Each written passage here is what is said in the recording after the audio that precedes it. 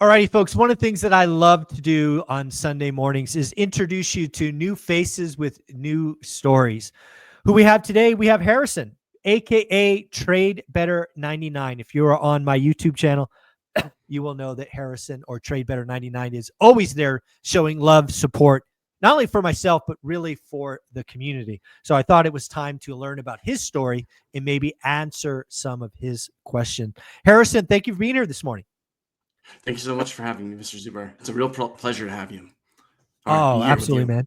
No, I appreciate it. Well, thank you you've been with me for years, always adding value. I apologize it took so long to get this up. I should have done it sooner. But Harrison, let's tell the community a little bit about you. Sure. I joined the community by accident. It was one of those where I was looking to buy a house. Yeah. it was one of those things. It was a happy accident. It was I was I was a stock trader from Yep. 2021, end of 2021, 2022 when I found you. And I was looking to buy a house in Oregon, which is behind me, and because I was trying to live by the 30% rule. It's like, okay, let's make this make sense. Let me find a house that I'm not the most expensive house or anything like that. Oregon didn't make sense at all. That was my problem there. And so I was looking at because I follow the Dumb Money Live group, Sure. Chris Camillo, Dave Hansen. So I've been with them since 2019. And then so it kind of rolled into this. And I was like, oh, that's social arbitrage real estate. Let's see how that works. It doesn't. Sure. Let's just say it fast. It doesn't. But but what I was really excited about was, well, I ended up on a Doomer channel, unfortunately. But it led me to you on the algorithm and said, this is why I disagree with this channel. I was like, well, let's follow this. I'm not, obviously not doing it right. So let's see what they say here. And then, yeah, so I followed you and then followed your financial news and then kind of went from there. But yeah, so fast forwarding to mid 2022, I bought your course and I was like, okay, let's go for this way. And right at the same time, I found out I had cancer. So Oh no. that was, yeah, I was like, oh, well, this kind of throws a wrench in our plans here. Yeah. But it was also one of those is that I found out that I had cancer. My doctor said that, but they didn't know what. So it took about 5 months for me to kind of figure out what it was from testing. And it was those months I was like putting my affairs in order. It was like, okay, well, let's happen here. And so my family is all in Virginia. So I was like, okay, been married 8 years at the time. And I was like, all right, let's buy my wife a house in Virginia. So it's like, it's there. She'll have a place. And once I started following your course, I was like, well, I have no interest in doing rentals, but hey, if she doesn't want it, she could rent it out. And so, and then it went from there. And then, so lo and behold, it was while I was going through chemo, I was looking through houses, talking to real estate agents, if I wasn't working or anything like that. And then it was great. And then, mid chemo, I was actually able to lock on to a 5.5 interest rate, which is great for the time in 2023. Yep. Able to knock it down to 4.875, and then right when I got out, I was able to actually buy a house for her, and and it was great because Virginia, because the Northeast was moving all south. Yeah, it was bidding wars forever, but we found this one house where they actually needed more time, and so they just so it was great. They were like, hey, if you give us time, we will lower the price for you. I was like, deal. Done. So it was one of those where it wasn't, you would call it a disrespectful offer, but because we saved $50,000 on it, but at the same time, you're saying that, well, it's a win-win because they're leaving, we're leaving, sure. And so it was a win-win. No, I mean, I hope more people hear that. I mean, when I say disrespectful offer, it is really meant to shock people, but the best disrespectful offers are accepted when you can find a way to make it a win-win transaction, right? Because again, low price without a give really doesn't mean it. So I'm curious, how much time did they need? Are we talking 30 days, 8 weeks? What are we talking? So they needed to prolong the buying process to close 30 days from there. And then an additional right at the 60-day mark, when most loans are saying you need to be in there by 60 days. They said, give us as much time here. and the house is yours. It's like, all right, Okay. done. Done. So Nice. yeah, and we came up there, and then once we bought the house, I got the bug. So I was like, okay, well, let's. So fast forward there, a few friends helped me get into the Ohio market and going out of state because I was not investing in Virginia. It's just too expensive. Right. Couldn't do it. Okay. And then got a cash flow market in Akron, Ohio. There you go. Yeah, so it was great, and it was a duplex, value add, but I mean, once again, made a disrespectful offer, but it was great for them. I saved $15,000 on the house, which was I loved it. Significant, especially for that area. Right. And it saved me money, so I could put value into the house, because I inherited tenants, and it's like, hey, right, I know you need help. Let's do this from here. And so they've been very helpful, very grateful for that. Yeah, very cool. And all then, right, so you got a house in Virginia, a duplex. Where's the story go? So goes from there is that I right out that point is a year out of cancer, out of chemo, and then and you got the all clear. You got the all clear. Got the all clear, all the clear from that point, which was once again blessing there, which is excellent. And lo and behold, right when we close on the house, my wife finds out she's pregnant, and so, so another positive surprise. I love this story. It was positive. Yeah, it was fun, but it was just like when you were going through the finances, you're like, oh no. But it's like, but looking back on it, it's like, this is great. This is fantastic news. And she was born January, and right before your event, so it was kind of. So I had already signed up for it and everything, and we were kind of like, oh no, what do we do? And she said, because I've been involved a lot with Mark the Financial Firefighter, Jack from Jack's Business Talk. She was like, you need to meet these folks in make it real, because real life, you don't know if IRL. Because it's one of those things like they're online, maybe they're different people, and they're the real deal. It was great hanging out with them and everything. And so it goes to this point where unfortunately Akron, and Lance, I talked to Lance Lambert about this. He says Akron is hot somehow. It's one of those that I can't make the numbers work again. So I am pivoting to Pittsburgh, Pennsylvania. Oh, okay. Yeah, Mark the firefighter. Yeah. Right. Yeah. So it's kind of within that hour and a half area. Sure. And so looking for, I've bought two properties in 2 years. I'm trying to make it 3 in 3 years. So nice. So let me kind of summarize what I take for this. You found the community by mistake, which I think is really fun. Yep. That's awesome. Good job, YouTube algorithm. Mm-hmm. You came from a Doomer channel. Can you imagine still watching Doomer channel? Like you'd still be in Portland or something. I mean, come on. Yep. So that's really cool. You grew friendships in the community, right? Yes. Which is pretty awesome. Now, when you came out to the event, was that the first event in Vegas or the second event? It was the event number 2. So okay, so you were just a few months. So the one that just happened. Yeah, the one that just happened. Yes. Very cool. So that's cool. You came out for that. What'd you think of the event? I loved it. It was one of those I had no expectations. I was going there to meet my online friends, and I was excited for the speakers, and it was one of those I was like, let's just ride the wave. Let's see what happens here. See what happens. So I had no expectations, and it was fantastic. It was one of those where I think what was the most surprising part were the speakers were so accessible. And I mean, it was one of those things where Sarah Garrett, one of the, top speakers. Yeah.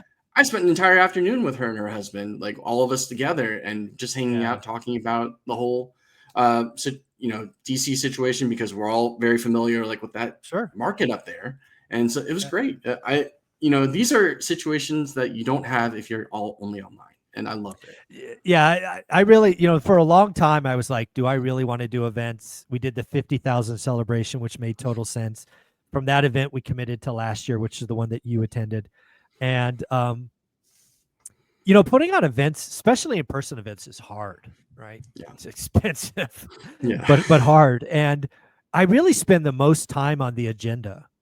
And back to Sarah's, right? She was a surprise speaker day 2 after lunch.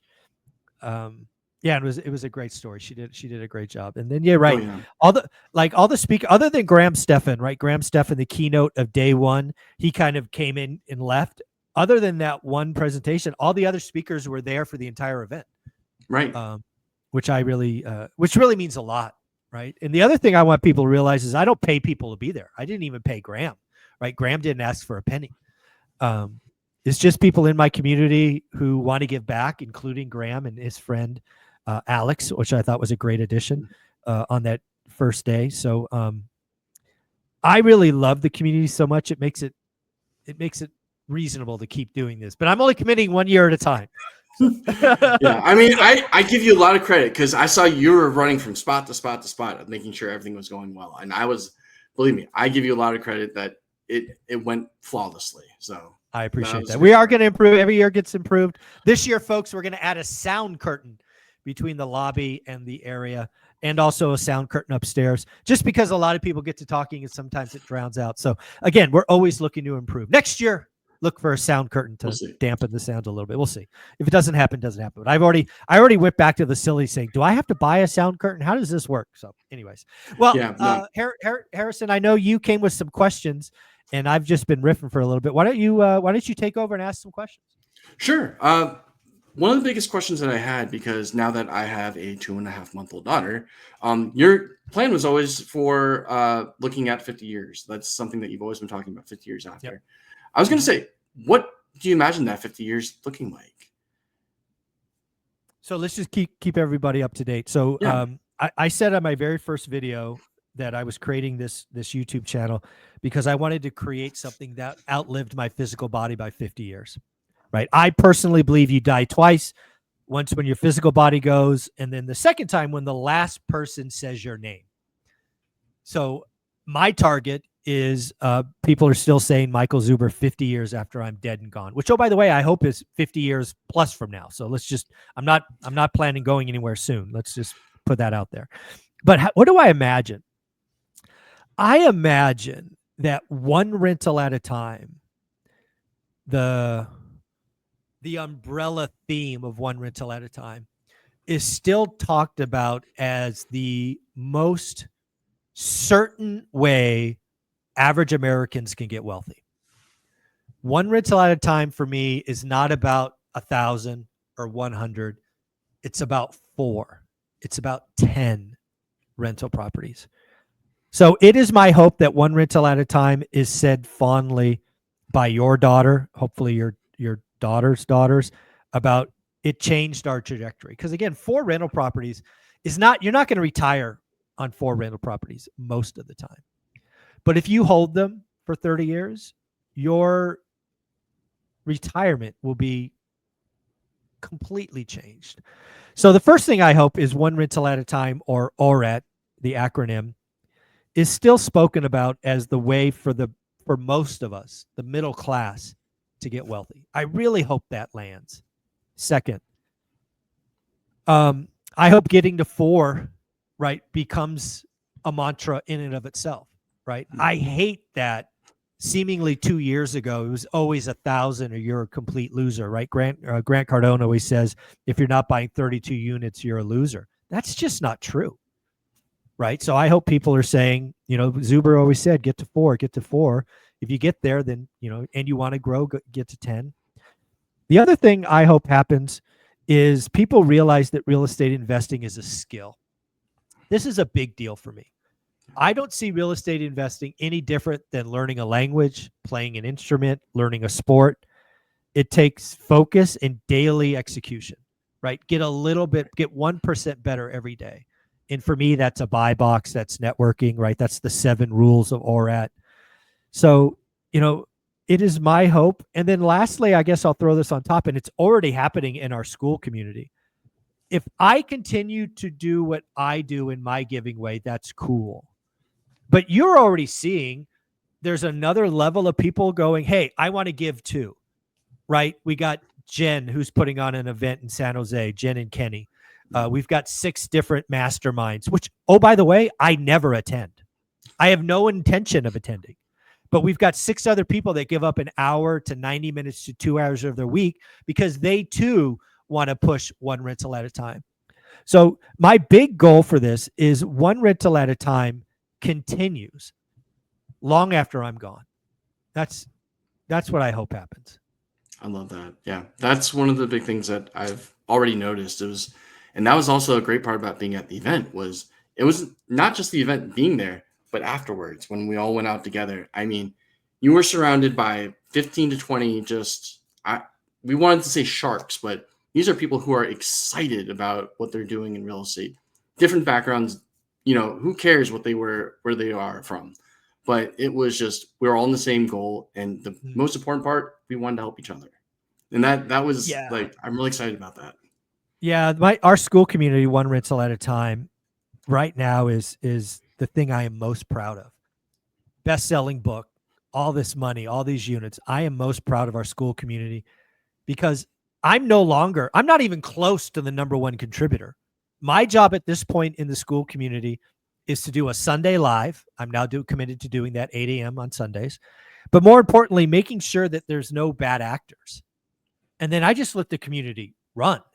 Yeah. That is so awesome for me to just like witness happening. Like, again, I am like, if you take all the 350 people, I'm probably like number 200 or 150 as far as volumes of contribution, which to me is awesome, right? I'll come in now and again when people ask me specific questions. But other than that, it's just making sure that good people are doing good things. And occasionally I've had to kick people out. But yeah, dude, school is awesome. I got to tell you. I love it. Yeah, and I love the course, and I loved the Facebook when it happened, but school, that was a whole different dimension to it, and I love it. It was game-changing. So I did Facebook for a long time because, again, I'm not a guy trying to maximize my money, right? My course is $400. It was $100. It's gone up as more stuff was added. I thought Facebook was great, but Facebook became unusable for me, right? As somebody who's interested in moderating, but occasionally communicating with everybody, Facebook took that away from me. So I'm almost never in Facebook anymore because it's unusable for me. It doesn't allow me to communicate with everybody. So that's why school. Yeah, I love it. And then, I mean, just saying for anyone on the fence, $400, well worth it. I have more than 10x to my investment, as I've told you already. So by all means, even if you're not going to buy rentals, if you're buying a house, it's worth it. It'll save you money. Find a deal. Yeah. Yes, it'll save you a lot of money. And I guess, what you're talking about with one step at a time, as I'm like looking at the next generations of growing up, I mean, it's one of those, it's like, I'm kind of in the mid-level seeing 20-year-olds there. And then, so going below that, like to middle school, high school, do you think that you could build a course towards that age? It's like getting stepped, like maybe not buying property, but having that real estate mindset. I would love to. One of the things I am constantly noodling on is, and again, it doesn't even have to be a course. I don't even have to, I'm totally fine doing stuff for free. Is trying to work on something that gets, I think it's right around 13, 14, 15 for sure. Just trying to get them to think about money in investing. I would love to work on that riddle. Some of the most fond memories I have of the last 7 years of becoming this guru, one rental at a time, was talking to high school seniors, right? I talk to Cody Harris now every Monday, and he said how a high school, like a one afternoon talk changed his life, right? That's exciting. So I constantly thinking about that. I would hope over the next 5 to 10 years, some partner or I have an epiphany or something, and we can reach those. You've got to be like, I had a job at 13, right? I was already working at 13. I actually had a job at 12, but that was under the table because you couldn't get a worker's permit. But I got a worker's permit the day I turned 13 or shortly thereafter. So yeah, there's got to be something we could do. I don't know what that is yet, but I think about it a lot. Yeah, I agree with you. I think I was 15 when I had my first job, and then it's one of those things that it's lost. And I feel like the idea of hard work is, or at least having that mindset towards of what am I spending my money on? That's something that's really important. You've got to realize that the school system really hasn't changed since Vanderbilt or, all these rich people were just wanting employees. It's still very much churn out employees. Doesn't churn out entrepreneurs, doesn't churn out investors. And I really do believe every high school conversation I've been lucky enough to have, I tell them they all can be retired and financially free by 30. Some of them get it, some of them don't, but at least we're having the conversation. Yeah. That's fantastic. And yeah, so pivoting a little bit, Mhm. I was interested because I'm switching markets to the Pittsburgh market, and because you went from Fresno to Vegas, Mhm. are there any preconceived notions that you have, or any sort of assumptions that you've always made for Fresno that you still get you caught up when you're looking at Vegas as well?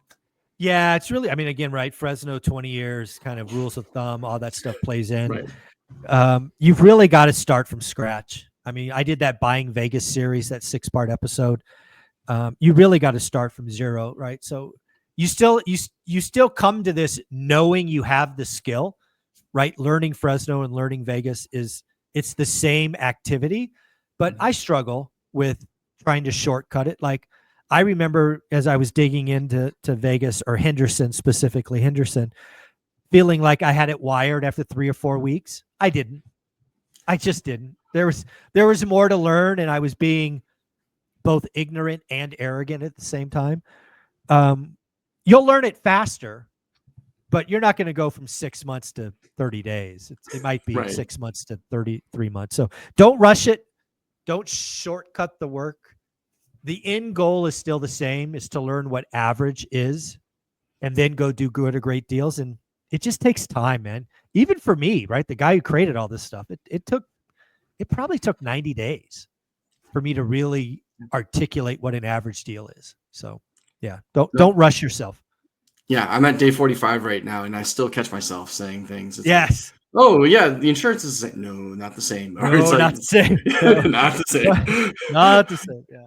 Yeah, so it's been fun. I've really enjoyed it, but I mean, it's really helped me say no, and that's been the really Yes. important part. Yeah, Exactly. Exactly. that's. The I other mean, thing you're especially doing right, is you're tapped into the network, right? Bigger Pockets always talks about the core four. I always think there's that fifth one that's the most important, is to tap into another real estate investor who's been there a while and has been successful. That's like a cheat code. So yes. choosing Pittsburgh and then leaning on Mark and others is a cheat code. They'll protect you. Yep. They'll make some introductions, and you're basically controlling the downside. So that's a cheat code that you've tapped into. Yeah, it's wonderful. I'm. That's why I went that way, because I knew I could talk to these folks and they'll be honest with me, and that's what I'm really Yeah. excited about. So that's what I love about it. Cool. Yeah, and then so I guess what you're talking about with five, and this is my last question, but a fun question because Sure. you're a basketball fan. So this I is one am. of those things where, yeah, I've watched NBA, I've watched FIBA 3x3, and now I'm watching Taiwanese basketball now. So it's Wow. one of those things. I love the sport, and I try Okay. and get on it any way possible. All But right. as someone who followed it for quite a while, Sure. what would you say is your top five players, not just like for Mount Rushmore, but that you Okay. would win a championship with, that you would take winning it? Oh, like, so design the perfect starting five? Is that the question? Yeah, yeah. It's like they're not going to get injured or anything like that. And Yeah. I mean, if you So, want to throw in a coach too or anything like that, yeah. if I had to design the perfect starting five, of course, it starts with Michael Jordan, Mhm. right? I'm that generation. So MJ gets picked first. Um, I've always thought the most dominant player I ever saw play was Shaquille O'Neal when Shaq was healthy. I still remember him ripping down the basketball. I was watching that game in Phoenix where he literally brought the whole stanchion down. I think Shaq was the most dominating player when he was healthy. You know, first 5, 7, 8 years of his career, most dominant player. So I got MJ and Shaq. Um, I think Kobe Bryant was the closest ever to Michael, so we'll throw him in there. So now we're in the forwards. So Tim Duncan, I think, was the most consistent and had the best bank shot of Yep. any player ever. And then, God, who would be next? I got lots of choices. Right. So there's Hakeem was very good.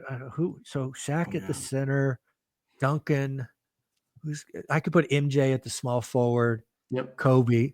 So if I'm going to, so for me it would be Shaq in the middle, Duncan, Michael, Kobe, and then I'll throw my boy Steph for a 2-point guard, Steph Curry.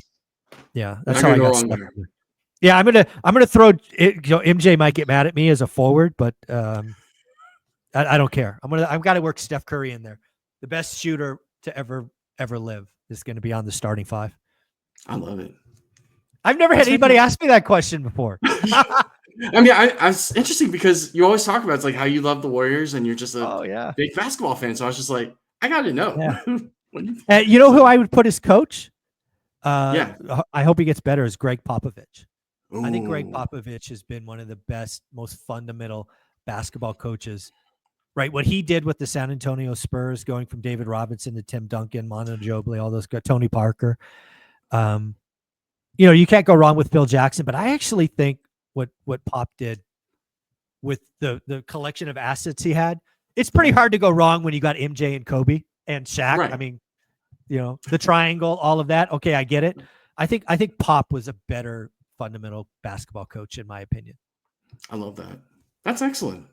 Yeah. So yeah, that was my questions, and thank you so much. Absolutely. I appreciate this again. Sorry this didn't happen sooner, Harrison. Thank you for being engaged. Thank you for being a go-giver. Thank you for being active. And of course, reach out anytime. Great. Thank you so much, Michael. It was a real pleasure. Right. Take care. Bye.